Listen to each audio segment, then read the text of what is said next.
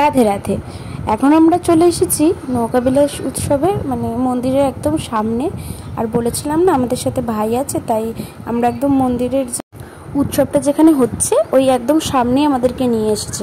ওখানে সবাই আর কি মানে সবাইকে যেতে দেয় না প্রভুরা ছাড়া, তো ভাইয়ের সোর্সেই আমরা ওখানে চলে এসেছিলাম।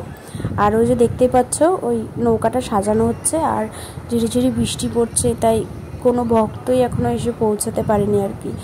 আমরাও এসে এখানে বসেই ছিলাম। বসে থাকতে থাকতে তারপর আস্তে আস্তে লোকজন আসছিল, দেখতে পাচ্ছ। আর বৃষ্টি তো হয়েই যাচ্ছে একভাবে। বসে থাকতে থাকতে আর ভাল লাগছিল না, তাই একটু ঢং করে নিলাম, কী আর করবো। তারপরে ভাই বললো তাহলে ওপরে চলো। তারপরে ওপরে এলাম, বৃষ্টি প্রায় কমেই এসেছিলো। আর ওয়েদারটা এত সুন্দর হয়ে গেছিলো চারিদিক, আর আরও ভক্ত আসতে শুরু করেছিল। খুব সুন্দর একটা ওয়েদার হয়ে গেছিলো। আর গোবিন্দকে কখন আনা হবে তার অপেক্ষায় সবাই বসেছিল। তারপরে ওই যে ওদিক দিয়ে ঘুরে ঘুরে আসবে আর কি, মানে এখনও তোমার 10-15 মিনিটের সময় লাগবে আস্তে আস্তে। সব ওখান দিয়ে যাচ্ছিল, একটু ভিডিও করে নিলাম।